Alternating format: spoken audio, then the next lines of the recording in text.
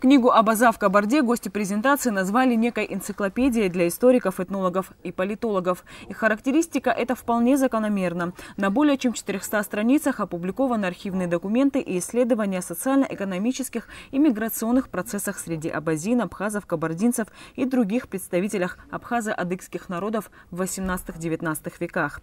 Эта книга открывает новые страницы истории Апсуа-Абаза, отмечали выступавшие. По словам одного из составителей книги Владимира Пшенокова, сегодня в Кабардино-Балкарии проживают представители более 500 абазино-абхазских фамилий.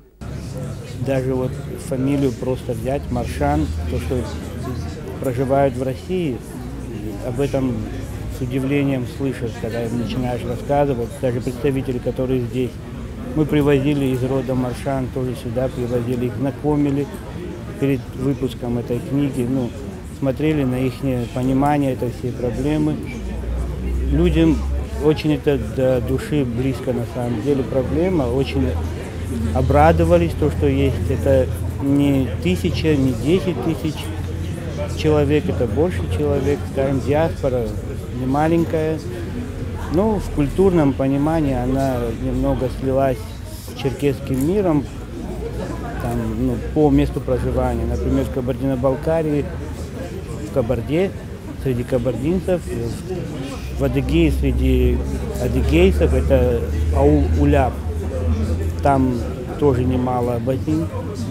Наряду с Владимиром Пшеноковым составителями и авторами книги выступили историк из Кабардино-Балкарии Руслан Кармов и председатель общественной благотворительной организации Апсат Гелах, наш соотечественник Бота Ажуба. На презентации отмечалось, что абазино-кабардинские и в целом абхазо-адыгские связи имеют глубокие генетические, этнокультурные и исторические корни, которые, к сожалению, до сих пор остаются одной из малоизученных проблем научного кавказоведения. По словам соавтора книги Бота Ажуба, он был приятно удивлен, когда узнал, что в Кабарде проживает такое количество абхазов.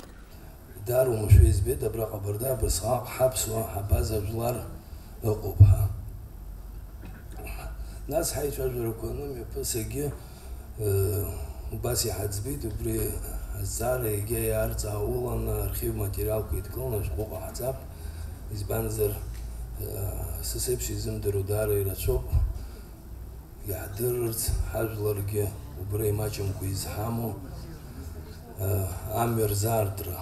И рачок убаса зараком, ихя Кабардан би Маршан кдаюзер сепсу бра абснавенткара атулу русидского растохубани зараку из фирцут ура абсу хаузанами уценавайши кургал нас вахадах калабха. Ихя терптулу иqabswa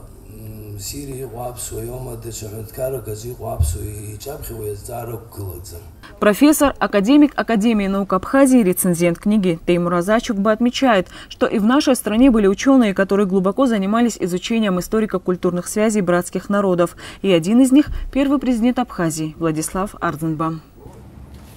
Кто меня знает, наверное, знает и о том, что мои предки были из тех абхазов, которые были когда-то депортированы из Абхазии. И вот мы оказались в Турции. Я хочу привести вот такой пример. Вот когда спрашивали, если абхаз спрашивает абхаза, кто вы по национальности, он говорил сапсу. А если спрашивали, например, в той же Аджаре, где я родился, где я вырос, если спрашивали русские или грузины, ты кто по национальности? Он говорит, я абхаз. А если спрашивали турки на турецком языке, сен кимсон? Бен абазаим, я абаза. Но есть еще общий объединяющий такой этноним, это черкес. Когда человек не понимал, кто ты, абхаз, апсу, абхаз или абаза, то говорили, вы черкесы, да? Да, мы черкесы. Как утверждает один из авторов книги Руслан Кармов, Абаза в Кабарде – это новая попытка исследовать события прошлого с точки зрения ранее не опубликованных документов. Человек, не знающий историю предков, обречен на потерю своих жизненных ориентиров, считает Кармов. Абазины в Кабарде никогда не теряли своего достоинства, всегда придерживались своих традиций,